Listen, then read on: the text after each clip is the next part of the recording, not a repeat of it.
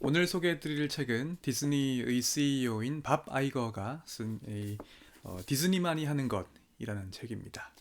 2005년부터 다들 잘 아시는 디즈니라고 하는 글로벌 회사를 경영하고 있는 분이 직접 집필한 책인데요. 하루라도 늦게 읽을수록 손해인 책이라는 퍼블리 박소령 대표님의 서평을 보고서 읽기 시작한 책입니다. 그렇게 극찬을 하셨길래 이게 얼마나 대단한 책이길래 이렇게 높게 평가를 하시나 하고 생각했었는데요. 정말 그 말에 동감이 갈 정도로 아주 좋았습니다. 제가 2020년에 읽은 책 중에 가장 좋은 책으로 꼽아도 손색이 없을 책이었는데요. 사실 저를 비롯한 주변에 책 좋아하시는 이제 많은 분들이 2020년 동안 읽었던 이 가장 좋았던 책 중에 하나로 많이 꼽으셨던 게 이제 이 책입니다. 사실 디즈니라고 하면 저한테는 이제 애니메이션을 만들어내는 그런 상당히 올드한 기업의 이미지 정도였는데요. 그리고 대학생 시절에 읽었던 책이 있는데 아마 이 책을 보신 분들이 많이 계실 겁니다. 이게 이제 원제가 빌드 투 라스트라고 하는, 이게 최근에 제가 새로 사가지고 새로 읽고 있어서 좀 새 책인데요. 나온 지가 한 20년 된 책인데 어, 굉장히 유명한 경영책입니다. 저도 이제 이런 책으로 경영서에 입문을 했었는데요. 여기에 이제 굉장히 독특한 기업 문화를 가진 기업으로 디즈니가 나오거든요. 그래서 뭐 그런 정도의 기업으로 기억을 하고 있었는데요. 하지만 이제 이 책을 읽어보니까 현재 디즈니가 뭐 잘 아시는 이제 마블이나 뭐 픽사, 그 스타워즈 만드는 루카스필름, 그리고 ABC 뉴스, 아니면 21세기 폭스 같은 기업들을 자회사로 이제 거느리고 있는 이 거대한 미디어 기업입니다. 그리고 이 책을 이제 쓴 밥 아이거, 이제 여기는 보면 정식 이름은 로버트 아이거라고 나오는데요. 흔히 이제 밥 아이거라고 부르더라고요. 여기도 밥 아이거라고 나옵니다. 그래서 이 밥 아이거라는 분이 지금의 이제 디즈니의 소위 디즈니 갤럭시라고 하더라고요. 디즈니 은하계를 만든 장본인입니다. 밥 아이거는 이제 우연한 기회에 이제 아주 어릴 때부터 이제 ABC TV의 말단 사원으로 이제 커리어를 시작한 사람입니다. 그 이후에 이제 ABC가 디즈니에 인수가 되면서 디즈니의 이제 경영진으로, 이제 고위 경영진으로 합류를 하게 되죠. 이렇게 이제 여러 미디어 기업에서 이 말단 사원 밑바닥부터 차례대로 올라가서 결국에 이제 디즈니의 CEO가 되기까지의 과정, 그리고 CEO가 된 이후의 현재의 디즈니를 만들어내기까지, 아주 최근까지 이제 디즈니 플러스 만들기까지도 이런 전체 과정이 숨가쁘게 그려집니다. 바바이거는 굉장히 합리적이면서도 이 원칙을 중시하고 또 진솔하고 인간적인 그런 분인 것 같습니다. 그래서 그런 이분이 이제 어떤 고민과 과정을 거쳐가지고 또 여러 사건이 터질 때마다 의사결정을 내렸는지 솔직담백하고도 상세하게 기술이 되어 있습니다. 이만큼 큰 기업을 경영하려고 하면 얼마나 사건 사고가 많겠습니까? 그런 긴박한 상황 혹은 굉장히 이제 힘든 상황 속에서 떻게 이런 의사결정을 내렸는지, 또 어떤 분들과 어떻게 커뮤니케이션을 했는지, 이런 것들이 잘 나와 있습니다. 예를 들면 이제 스티브 잡스의 픽사와 조지 루카스의 루카스필름, 그리고 마블을 인수할 때의 과정 같은 것들이 아주 흥미진진하게 나와 있고요.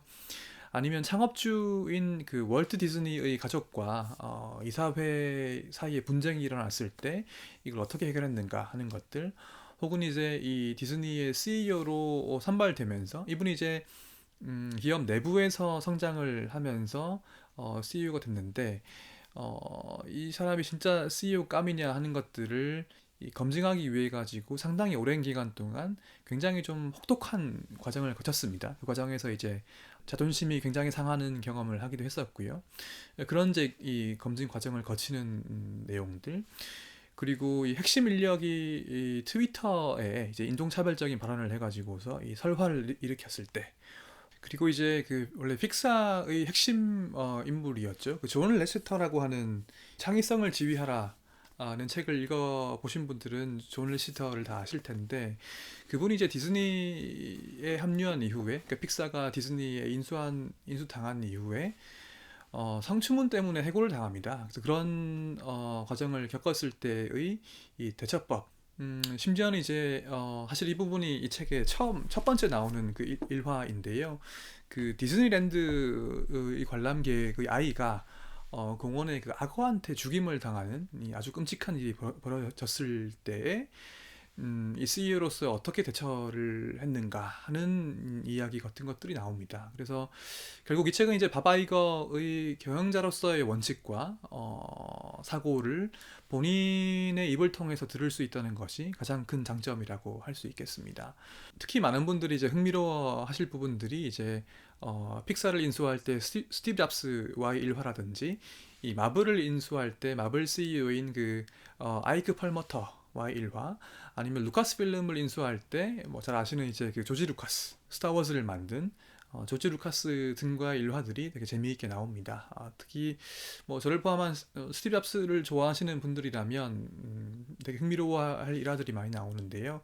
사실 밥 아이거의 전임 CEO였던 마이클 아이즈너라고 하는 이제 디즈니의 전 CEO, 그분하고 이제 잡스의 관계가 되게 안 좋았었는데 밥 아이거가 새로운 CEO가 되면서 이 잡스와의 인간적인 관계를 회복하고 끝내는 절친이 되는 그런 과정이라던가, 아니면 마블의 CEO인 그 아이크 펄머터라고 하는 분이 계신데, 이분이 이제 은둔의 경영자로 원래 유명했다고 합니다. 이제 이분을 본 사람도 없고 연락처를 모르기 때문에 미팅을 잡을 수 없는 거죠. 이런 특이한 경영자와 인수를 성사시키기까지의 과정 같은 것들이 상세하게 나오는 거죠.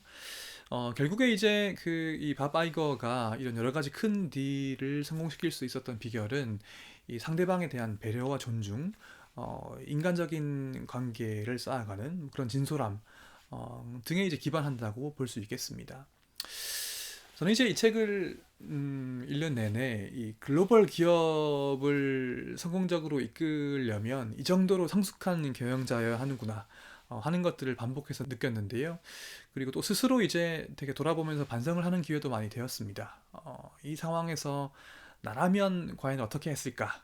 어떤 말을 어떻게 하고 주변 사람들에게 어떻게 대했을까를 끊임없이 생각을 하게 만드는 그런 책이었습니다.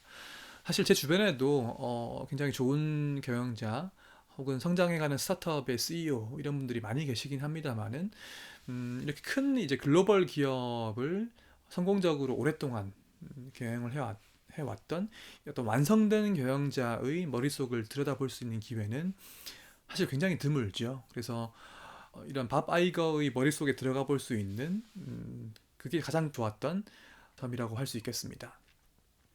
사실 저도 이제 조그맣게 회사를 하나 하고 있는데 이 회사를 시작한 뒤에 많은 고민과 고충을 겪고 있죠.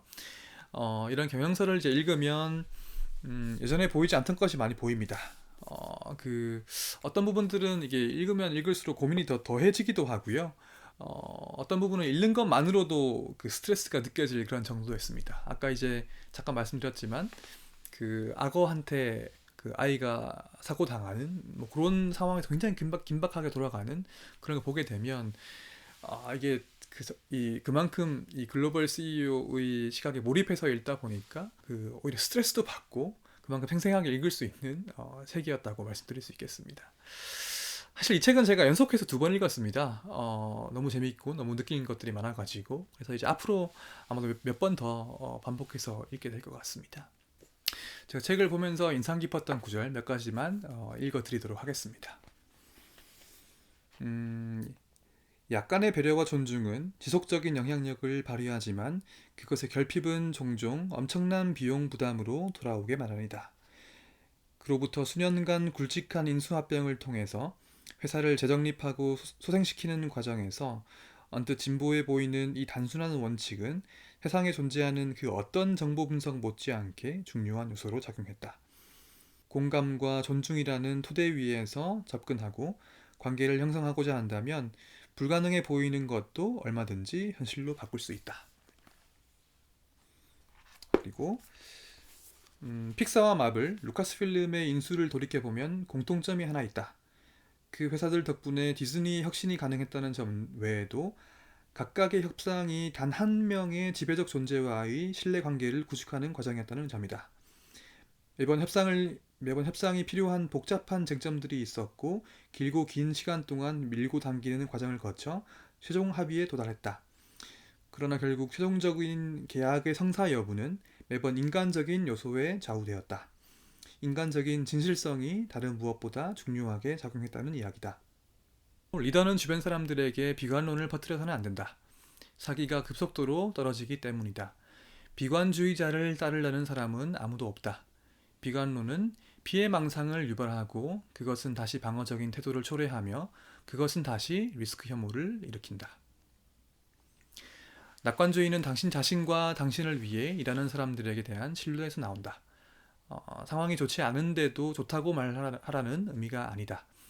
상황이 호전될 것이라는 맹목적인 신념을 전달하라는 의미도 아니다. 그저 당신 자신과 주변 사람들의 능력을 믿으라는 의미이다.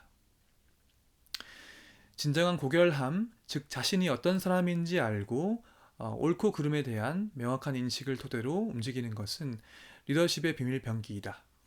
자신의 직감을 믿고 사람들을 존중하면 회사는 당신이 믿는 가치를 대변하게 될 것이다. 일에서나 삶에서나 진정으로 겸손한 태도로 임해야 한다. 내가 누리는 성공은 부분적으로 나 자신의 노력 때문이겠지만 그보다 훨씬 더 많은 타인들의 노력과 지원, 본보기 덕분이다. 또한 동시에 내가 통제할 수 없는 운명의 전환과 전개 덕분이기도 하다. 네, 오늘 소개해드린 책은 밥 아이거의 디즈니만이 하는 것이었습니다.